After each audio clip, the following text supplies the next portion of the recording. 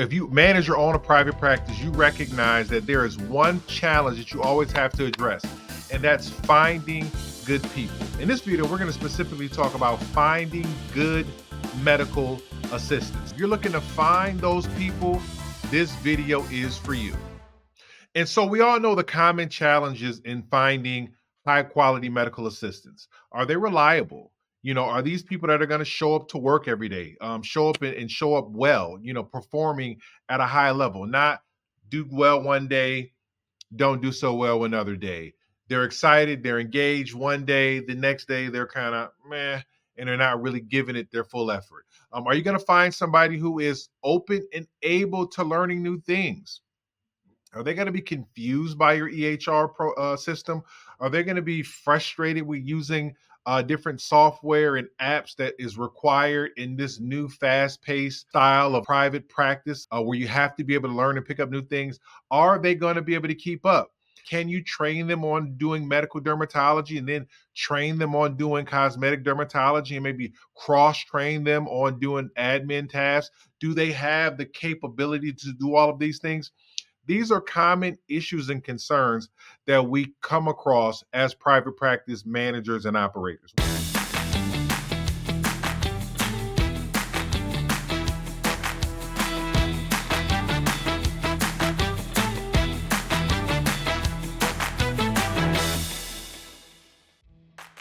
I want to give a shout out to Dr. Michelle Henry, who owns her own private practice in New York City. She gave us a tip that we feel like has been a game changer for our private practice. We've been using it consistently pretty much for the entire year, and now we're doubling down on it, hoping to get even more results. And so that tip is hiring as medical assistants as opposed to going the normal route and going on Indeed, going the normal route and pulling fillers out there or maybe going off of referrals, but instead hiring pre-med medical students. We're going to go over some pros and cons of this.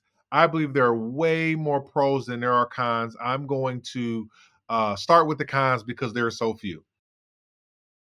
Con number one, their schedule.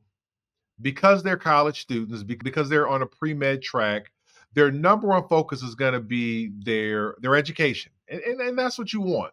You want somebody who's taking their education seriously. So because of that, you're not going to be able to find somebody who's going to be able to work 9 to 5 Monday through Friday.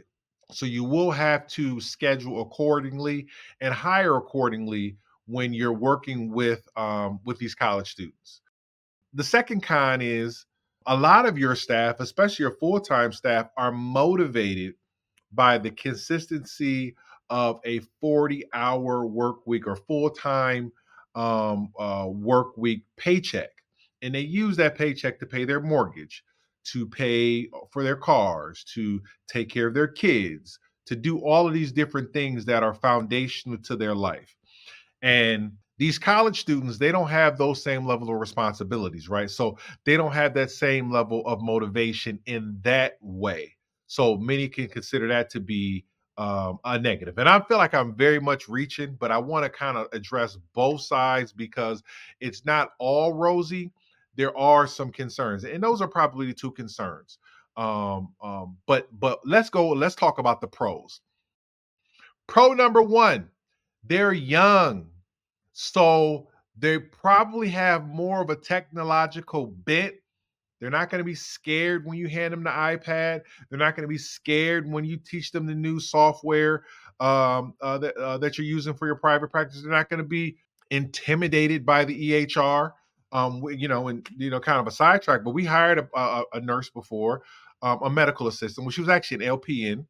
And she had experience in medical dermatology and aesthetics dermatology. She literally had the perfect resume, right?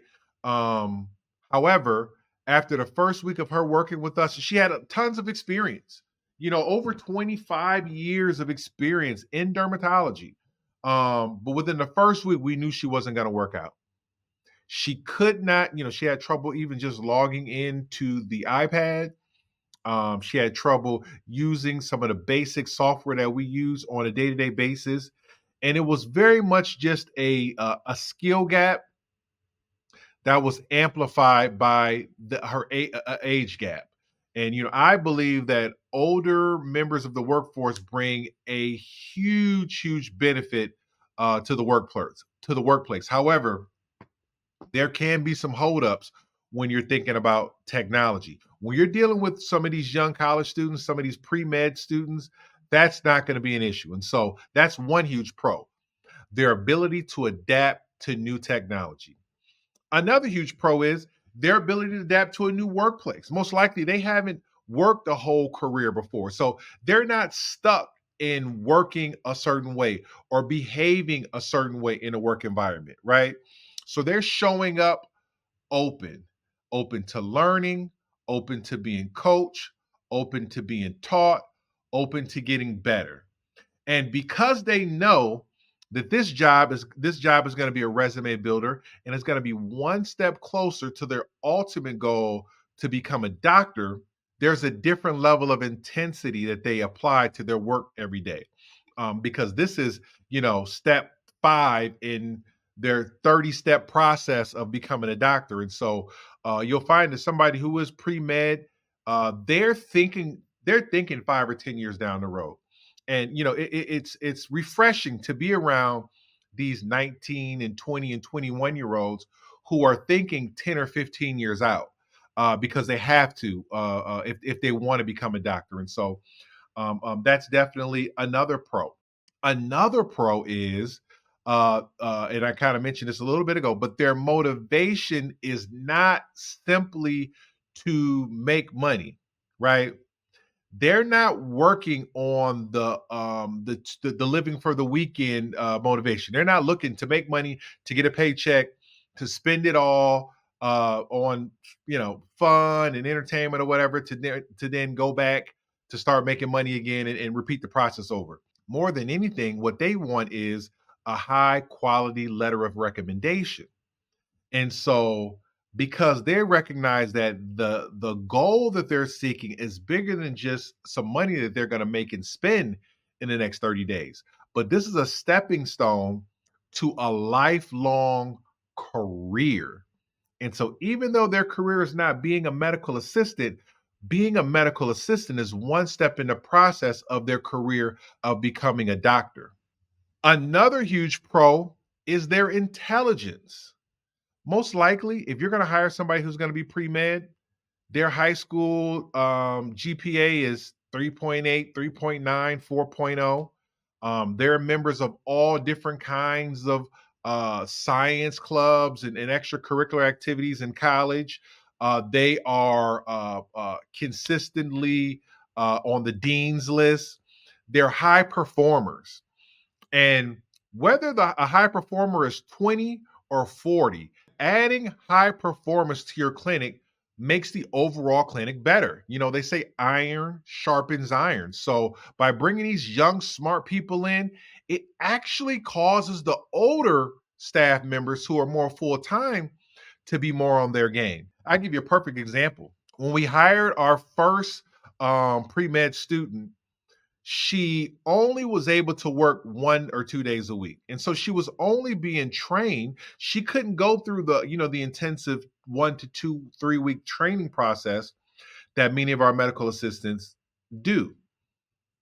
However, with only the limited schedule that she had, she picked things up just as fast as the people who needed 2 or 3 weeks. And the word gets out around the clinic, like, yeah, she knows the whole EHR software and she can do this. As a matter of fact, she got cross-trained to do admin work and she's doing that. And now it starts to raise the bar on the expectation of the rest of the team. And so you could actually have a situation where your student could inadvertently help raise the bar on some of your other full-time medical assistants. And I could keep going on about the pros of hiring a pre-med student.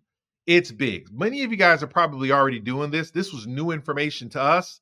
And so we've been trying it out for some months. And now I had to share with anybody who isn't aware of this hack of finding really good medical assistants.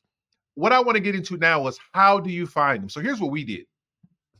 I reached out to a local university. We happen to live in a college town. That is one limitation. If you don't live in a college town or near colleges or universities, it may be a little bit difficult for you to find these students. And so if you're in that situation, I guess I don't really have much advice for you. But for the most part, most people are going to be close by some kind of institution of higher learning. Here's what I did. I reached out to the university and I asked them, can I speak to their pre-med department? Now, this university didn't necessarily have it wasn't called a pre-med department. It was called something like Department of Sciences and Technology. It was something like that. And so they connected me to that department. I then found out who the department head was. I then scheduled a phone call with this individual, and I explained what we were looking to do, that we're looking to hire, we're looking to offer jobs to students who he sees as ambitious, smart, hardworking, and that we're looking to hire any of those students who fit that criteria. And what I found was he was very open and welcoming of being able to offer opportunity to his students.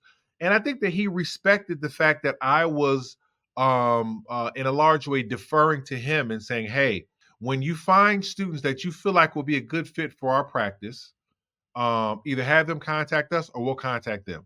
And he recommended that they contact us. And so, and then it kind of created a pipeline, and we started getting resumes from these college students. And, to a T, each one of them were exceptional. They were exceptional.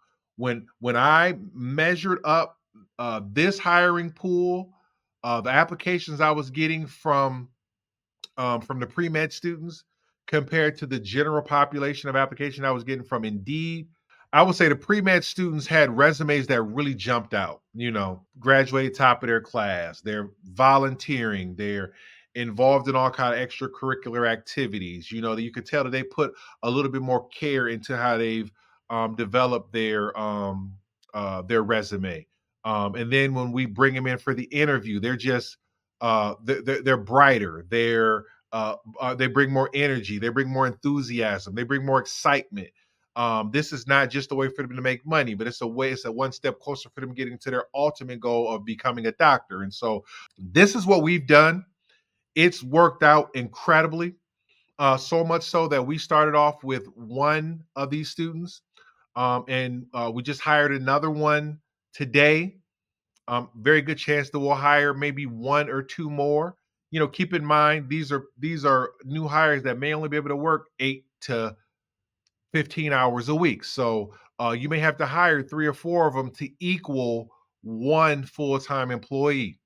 But we found that as of right now, and this may change, and I may be making a follow-up video and changing some of the things that I'm saying right now, but we found that we're okay with hiring several of these students to fill this role just because of the pros that I talked about earlier. So I hope this video helps. I wish you the best of luck as you're putting together the highest quality team you can to provide the highest quality service you can for your patients. What other specific topics related to the business of private practice management would you like for us to cover? Please share in the comments below or reach out to us on social media or our email address, DermBiz@gmail.com. Our mission is to create a movement of collaboration and support amongst physician-owned private practice owners. If you would like to join that movement, again, don't forget to like, share, comment, and please don't forget to subscribe.